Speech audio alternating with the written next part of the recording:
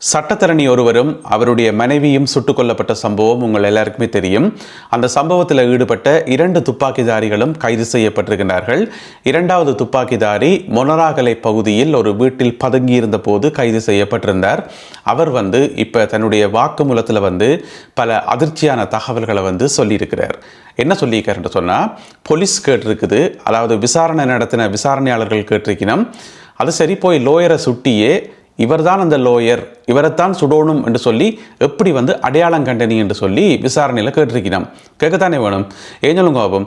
இந்த கூலிக்கு சுர்ராக்கள் அடிக்கடி மாறி சுடுறது, இவரை சுட சொன்னால் இப்போ இந்த அவரை சுடுறது, இப்போ இந்த வேறு எங்கேயாவது கொண்டு வெடி வைக்கிறது, வானத்துக்கு வெடி வைக்கிறது, வீட்டு கதவுக்கு வெடி வைக்கிறது, இந்த மாதிரி நிறைய சம்பவங்கள் நடந்திருக்குது. எனவே போதையில் என்ன செய்யணும் ஏது செய்யணும்னு தெரியாமல் மாறி கிரியெல்லாம் சுட்ட சம்பவங்கள் கடந்த காலத்தில் நடந்திருக்குது. அதால் போலீஸ் கேட்டிருக்குது, இவர்தான் லோயர், இவர்தான் அந்த மல்லவராட்சி என்று சொல்லி எப்படி அடையாளம் கண்டனி என்று சொல்லி. அதுக்கு இவர் சொல்லியிருக்கார், அந்த 2வது துப்பாக்கிதாரி சொல்லியிருக்கார், எனக்கு தான் அவரை ஏற்கனவே தெரியுமே, அவர் எனக்கு நல்ல பழக்கம் தானே, என்னுடைய கேஸுக்கே 2 தரம் வாதாடிக்காரண்டா பாருங்கோன் என்று சொல்லி ஒரு தகவலை சொல்லியிருக்கார். அதை கேட்டு போலீஸுக்கு அதிர்ச்சியாக போயிட்டு தான். அதாவது இவருடைய கேஸுக்கே அந்த லோயர் வாதாடியிருக்கார். அந்த லோயர் ஏற்கனவே கரந்தனிய சுத்தான கேஸுகளை பார்த்து கொண்டு வந்தவர். பிறகு கொஞ்ச காலம் பார்க்காம விட்டுட்டார் என்றதான் இந்த துப்பாக்கி சூட்டு சம்பவத்துக்கான காரணம். இந்த பழிவாங்கலுக்கான காரணமே அதுதான். வேற இப்போ என்னுடைய கேஸுகளை இவர் பார்க்குறாரு இல்லை என்று சொல்லி. அது மட்டும் இல்லாமல் அந்த கரந்தனிய சுத்தாவுக்கு கீழே வேலை செய்த இவருடைய கேஸுகளையும் பார்த்திருக்கிறார். அப்போ கரந்தனிய சுத்தா தானே இந்த சம்பவத்தை செய்விச்சது.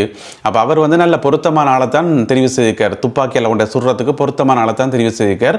எனவே தன்னுடைய வாக்குமூலத்தில் சொல்லியிருக்கார், அந்த லோயர் தனக்கு தனிப்பட்ட முறையில் நல்ல வடிவாக தெரியும், ஏற்கனவே எனக்காக 2 தரம் வாதாடிக்கார் என்று சொல்லி. இது முதலாவது வாக்குமூலம்.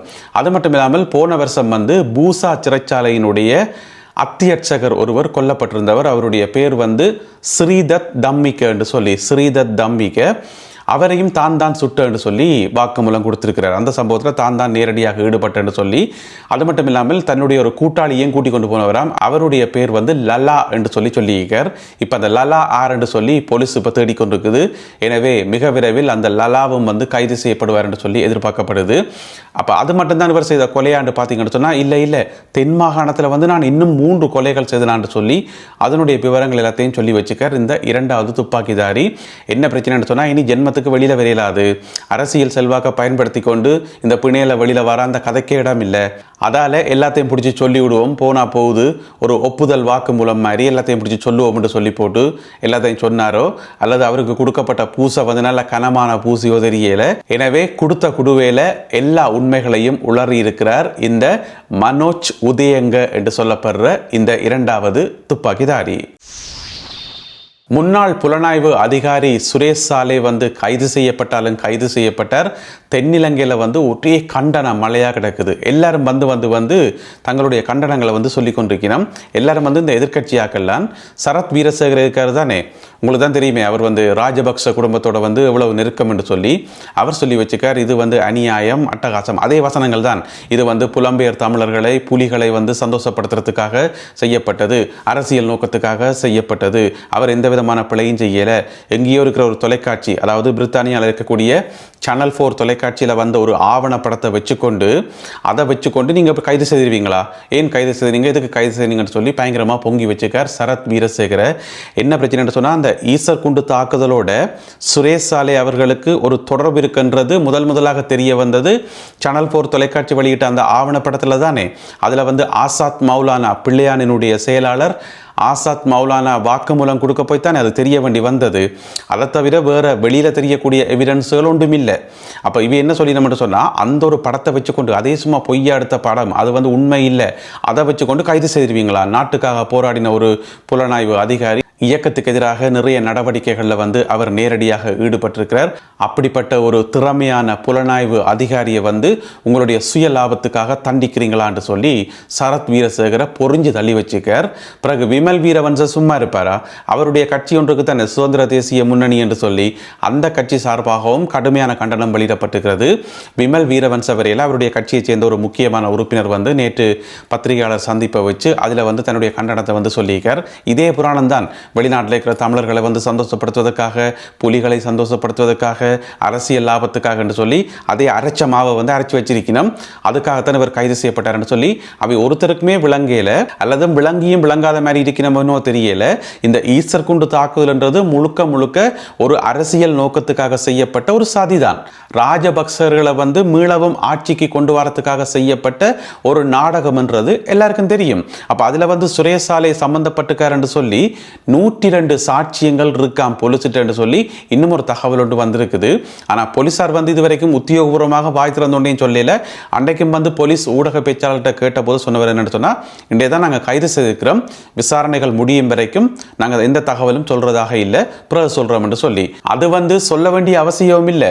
போலீஸ் வந்து ஒவ்வொரு முறையும் ஊடகத்தை சந்திச்சு ஒவ்வொருத்தரையும் கைது செய்யக்குள்ள நாங்கள் இவர்கள் இதுக்கு தான் கைது செய்தாங்க, இப்படித்தான் கைது செய்தாங்கன்னு சொல்லி எல்லாருக்கும் விளக்கம் சொல்ல வேண்டிய அவசியம் இல்லை. முதல்ல வந்து விசாரணைக்கு பிறகு அவர் சொல்ற சாட்சியங்கள், அதுக்கு பிறகு நீதிமன்றத்தில் முற்படுத்தப்படுவார். அது படிப்படியாக போகும். இப்போ சுரேஷ் சாலே வந்து எந்த விதமான குற்றமும் செய்யல என்று சொன்னா அவர் விடுவிக்கப்பட போறார். நீதிமன்றம் வந்து விடுவிக்கும். இதுல என்ன கிடக்குது? அதுக்காக கைது செய்யவே கூடாது என்று சொல்ல முடியாது தானே. ஆனால் எதிர்கட்சியில் இருக்கிறார்கள், இந்த இனவாதம் கதைக்கிறார்களுக்கு வந்து அது தெரியும், தெரிஞ்சு கொண்டும் வேண்டுமென்று பிரச்சனையை வந்து உருவாக்கி கொண்டிருக்கணும். ஆனால் அரசாங்கம் வந்து இதெல்லாத்தையும் காதில் வாங்க போறதில்லை. அரசாங்கம் வந்து இவைக்கு பயப்பட போறதும் இல்லை. எது நடக்குமோ அதுதான் நடக்கும். விசாரணைகள் தொடர்ந்து நடக்கும். குற்றம் இல்லை என்று சொன்னால் வெளியில் வரப்போறார், அவ்வளவுதான். யாழ்ப்பாணம் சுன்னாகம் பகுதியில் கத்தி முனையில் ஆட்டோவை பறித்த நபர் ஒருவரை போலீசார் கைது செய்திருக்கிறார்கள். இந்த சம்பவத்தில் வந்து என்ன நடந்திருக்குன்னு சொன்னா, இந்த கைது செய்யப்பட்ட நபர் இருக்கிறது தானே, அவர் வந்து வட்டிக்கு வந்து காசு கொடுக்குறவராம், மீட்டர் வட்டிக்கு வந்து காசு கொடுக்குறவராம்.